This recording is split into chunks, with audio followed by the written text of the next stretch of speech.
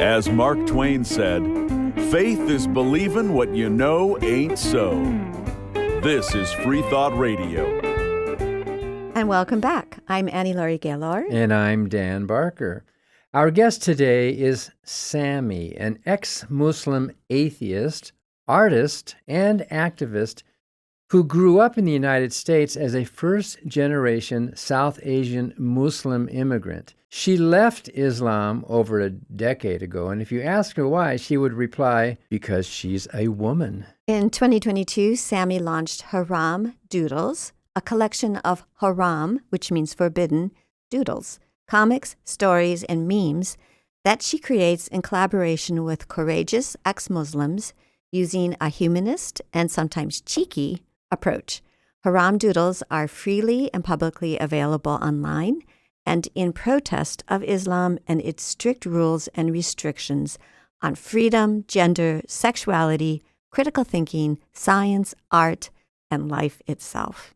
With a coalition of ex-Muslims and activists, Sammy organized the first ever Ex-Muslim Awareness Month in 2022, an event which is now in its fourth year. She volunteers with the Ex-Muslims International Coalition. You can find Haram Doodles on Instagram, TikTok, Blue Sky, and X. And you can support Haram Doodles on Ko-Fi and the Haram Doodles shop. And we first met Sammy 2 years ago at a conference of ex-Muslims in Oslo that the Freedom from Religion Foundation co-sponsored. And we talked then about getting you, Sammy, on our program, and it's a high time. Thank you for joining us today.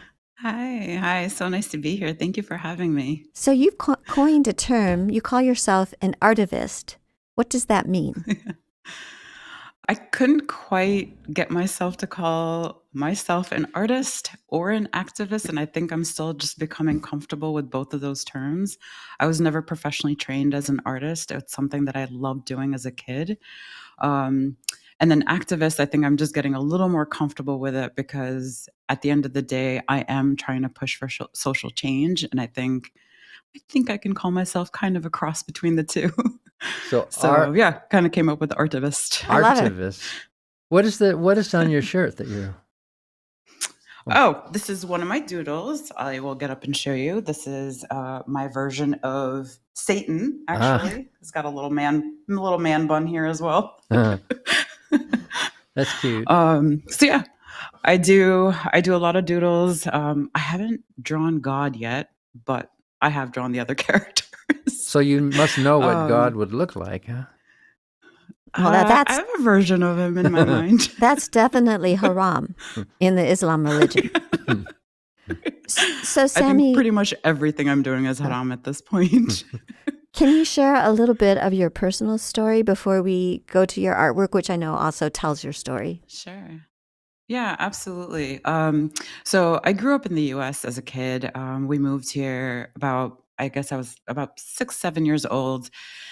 And I pretty much grew up in sort of a multicultural setting where I was very close to sort of the Muslim community here in the U.S. And generally felt like I was maybe in some sort of a Muslim bubble, I guess you could say. But I was going to public school here, and so I was around a lot of diversity. I also grew up in a very diverse neighborhood, and just had access to a lot of people, a lot of books, TV shows, movies, and things like that. And I feel like all of those things were very helpful for me on my journey out of Islam. Even just sitting on the bus with a friend of mine who was gay gave me a sense of just sort of wonder and going, riding that bus every day with this kid and going, is he going to go to hell? And I just, those thoughts kept coming back again and again as I met different people, whether it was a Jewish person, whether it was a Christian, whether it was a Hindu, and all of these people are also mentioned in the Quran and in Islam as being the transgressors, as being the ones that haven't converted to Islam. And so my questions were always like, well, why are they going to hell? They're such nice people. And why is Allah always forbidding and hating everything that was fun and funny and fair and feminine and fulfilling and freeing? And I used to love art as a kid, and I was told that basically after I die, Allah would ask me, Allah is the Islamic God, he would ask me to bring life into his creations, and how dare I mimic him. And so I was told to stop drawing at a very young age. And I basically, me being that kid that was just obsessed with art, I had to throw away all of my like color pencils and books and papers and markers. And apparently I needed to get serious about life. And that meant being more Muslim. And so I think for a good 15-ish years, I didn't even look at art. I didn't look at any of my stuff. And then as an adult, I actually went back and I was like, you know what? I really want to go back to my childhood love of drawing. And I think just this ex-Muslim activism and the love of art came together really nicely. And I just had to jump on the opportunity. So when did you officially leave the Islam religion, and do your family know, and how did they react? Yeah, I left about a little over a decade ago. My family actually still doesn't know. A lot of family still doesn't know. I'm still closeted. I also don't give out a lot of personal details. I'm just trying to protect my safety a little bit here. But they might It watch is this show, scary. Who knows? Absolutely. And I'm just, the way I say it is I'm just trying to grow another pair of ovaries and really just try to make sure that I'm being true to myself. And if slowly people find out, I'm okay with that. And I Well, think Annie, we saw each other in Oslo last year. I was wearing a mask and I wasn't going to take it off, but there I was. I pulled it off and I threw it on the stage. Yeah, I was there. That was amazing. yeah, there were a lot of memorable moments at that event. So, Sammy, I think that your doodles really tell your story too. So, shall we throw some on the screen and have you talk about them? Sure. So let's start. Let's start with the first one. Sure. So oftentimes when ex-Muslims speak, and it could be literally anything, even if you start with, I left Islam because it has, and before we're even able to like finish that sentence, the Muslim community jumps on us and says, no, it doesn't. And so it could be anything that we're talking about, whether it's patriarchy, misogyny, slavery, male privilege, purity culture, bigotry, all of those things are in it. But the moment we speak up, it seems like all of those things get swept under what I like to call the prayer rug. And there's basically it's no conversation. It's just basically we're getting a lot of hate from Muslims for just even speaking up. So they're sweeping everything under the rug that you've drawn. Yep. So let's take another. I like to call it the prayer rug that we use. The prayer rug, of course. So let's see another one. So this is a series that I do that sort of looks back 1400 years ago when Islam was coming out, and then kind of 1400 years later to today. So this one has 1400 years ago, the prophet had sort of all these commands for everybody, right? And so his command was, hey, women, you've got to cover and veil yourself so men don't harass you. The veil was also started in Islam as a way to identify which of the women were free, enslaved, Muslim, or not. And so, but then today, 1400 years later, you see women that say hijab is my choice. Totally understandable in the setting of living in a Western country, for example, in America, where Muslims do they experience anti-Muslim bigotry and hate. And wearing a hijab, yes, absolutely, it's your right. No one should harass you for your clothing. And also, we have to come to terms with the fact that the origins, the history of it, is in patriarchy, is in misogyny, is in sexism. Because there was no such thing as women's rights 1400 years ago. But isn't this also a little bit ironic? She says it's her choice. Absolutely. But she really doesn't have a choice absolutely. If she wants to be considered a good Muslim. Right. So if it's a command, it's really not a choice. It's a command. Can you describe this? Yep. So these are what I call chartoodles. They're just sort of very simple charts that I doodle. And so this one is hijab wearing a choice? 2 options, yes. Every girl and woman in every Muslim family and country is safe and free to take it off, or no. And really, if you look at it, wearing hijab is really not a choice because not every girl in every Muslim family or country is safe. Oh, here's some of the. This one's funny. Pigs are haram. And then the little piggy going, well, what a pigget. Yeah. That's cute. So that's just a commentary on one of those haram things. So, yeah, and so obviously pig being haram, and just pigs are cute, and so I always try to draw from the perspective of the people that experience Islam, and so whether that's ex-Muslims or even a pig. So we are speaking with Sammy about why she left the Muslim religion, and she's a good feminist, and we have so many of her doodles left to show you. So come right back after the break. I'm Laurie Gaylor. I'm Dan Barker. We'll be back with more Freethought Radio.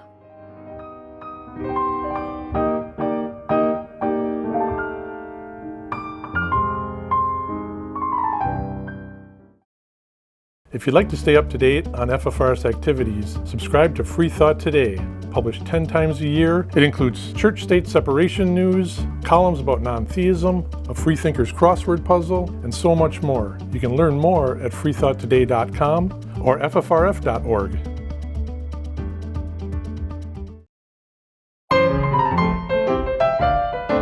Margaret Sanger's motto was, "No gods, no masters." This is Freethought Radio.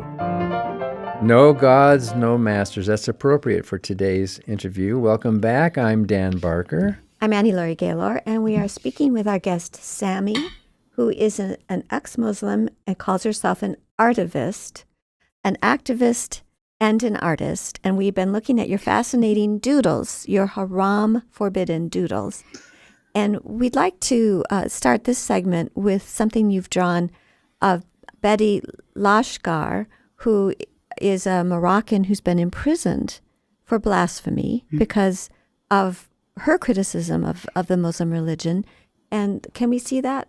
Oftentimes we hear that, anything that's basically said, anything that's remotely against Islam, we hear, how dare you insult my religion? And so in this doodle, I drew the actual Quran, crying and saying, I'm offended, with a Muslim holding it saying, how dare you insult my religion? And a woman standing next to him saying, that's a book, right? Imagine if you cared this much about people.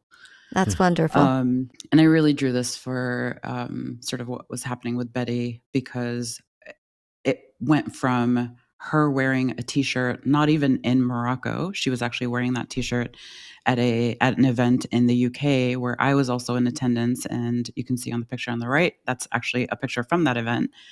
And when she shared it online on X, she was defending the freedom of speech and freedom of expression, things that we take for granted here in the US, freedom of and from religion as well. She campaigns for human rights and has been for years, and really fighting for human rights in Morocco. And, she got repeated death threats, repeated violent threats, and nothing happened to those folks. But she ended up going to jail and has been in prison since August 2025 just for wearing that T-shirt. And what did the T-shirt say? It said, Allah is lesbian, and it actually takes sort of the quote, God is a lesbian, and just translates God into the Arabic word for God, which is Allah.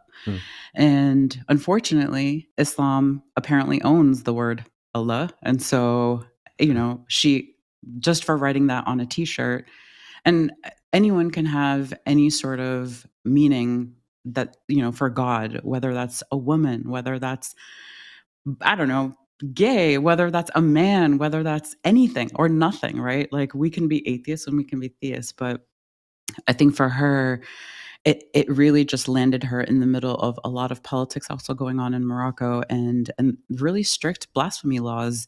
And that's just such an unfortunate thing, that it really just silences any form of speech, expression, and any point you want to get free from religion, you can't even do that because it's instilled in the government and it's, in the laws, it's in everyday society.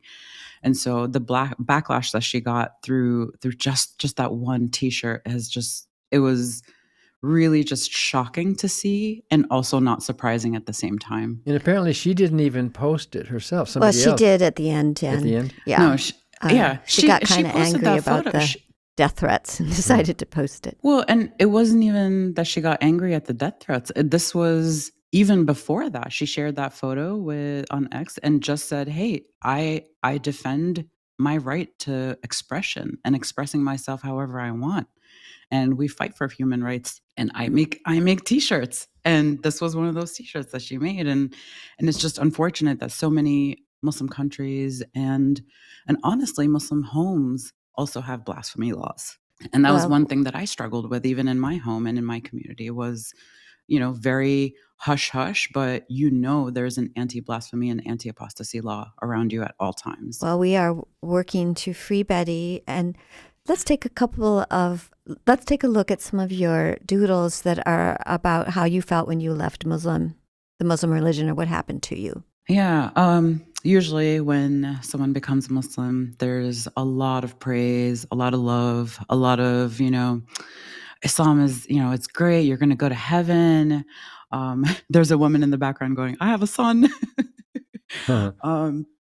May Allah reward you, fastest growing religion. You hear all these things, but the minute someone says, "I'm an ex-Muslim," you hear basically all the hate that we get from Muslims. And this is what's interesting, is that I've noticed the sort of more liberal cultural Muslims that are AKA also apologists, they tend to go with sort of the mental gymnastics of trying to explain Islam, whereas the Islamists really just go straight to threats and, "May Allah kill her. How dare you defend Islam? You're an Islamophobe," which I take offense to, because the word Islamophobia takes our right away to criticize Islam, which is an ideology and a system of beliefs.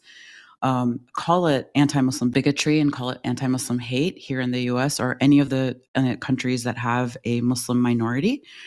Yes, I experienced anti-Muslim hate as a kid in school. So for me to now grow up, become an ex-Muslim, and hear, "Oh, you're being an Islamophobe," I'm just dumbfounded that people can actually throw that word at the victims of Islam. And it's really unfortunate that in our society right now, it's becoming, Islamophobia is basically like a blasphemy law. You can't, it's used in a way to silence people. And I'm sorry, but I'm sorry, not sorry. We're not going to be silenced. Let's take a look at a couple of the other doodles. So you have a woman sleeping in a bed worrying about hell. "Before I left Islam," that's what she's dreaming about. And what is she dreaming about after she left Islam? I think this was something, my brain works in visuals. And so when I imagined, before I left Islam, I really did worry a lot about going to hell, a lot about being punished in hell forever. There's details in the Quran that about the punishments as well. I'm not going to go into too much detail. You can look that up yourselves. But then after I left Islam, it really just felt like peace. And I imagined myself like just swimming backwards in an ocean with sun rays hitting your face, birds flying, just a clear, sunny day. And so just the opposite extremes of what I felt when I was in Islam and living in the real world. Don't you think the doctrine of hell is child abuse? Absolutely. Oh gosh, it 100% is. And I can't believe that to this day we're continuing to teach children to live in fear. Can you explain this one? So the top half is basically the world that I was taught to care about as a Muslim. And what we learn in Islam is really just about Mecca and Medina, and that the Quran explains that the universe our earth is basically like a dome. The sun sets in muddy springs, and there's a throne at the top of the dome where Allah sits in the clouds. But then the world that I learned to care about as an ex-Muslim is really much bigger than that. And it kind of, zooms out into the space level where our universe is much, much bigger than the two cities that are so relevant for Islam. And the world is an actual sphere in the real world, right? Not a flat earth. Exactly. Exactly. Not a snow globe that you can just shake around. So I think that's a very affirming conclusion to our interview. How can people see more of your Haram Doodles? Yeah, you can follow me on Instagram. That's where I'm basically the most active, at Haram Doodles. I also post in the ex-Muslim subreddit. I'm pretty active through TikTok, X. I try to share my doodles throughout. I am banned in X in Pakistan, and my Instagram is also banned in Pakistan. So there are some folks that may not be able to access, but VPNs work great. And all your cartoons available for free. And you also have a shop. So yeah, people can... I do have a shop. You can get the sweatshirt there. And yeah, my doodles are honestly I want to make sure they're free for everybody. Well, thank you so much. You're very brave, and it means a lot when you come out as an ex-Muslim with your Haram Doodles. So, thank you so much for having me. And that's our show for today. And if you're a member of the Freedom from Religion Foundation, thank you. And if not, please join us. Or you can ask for a sample of our newspaper, Freethought Today. And your membership not only supports Freethought Radio in our in-studio interviews, but all of our very important litigation and work to keep the United States free from sectarian control.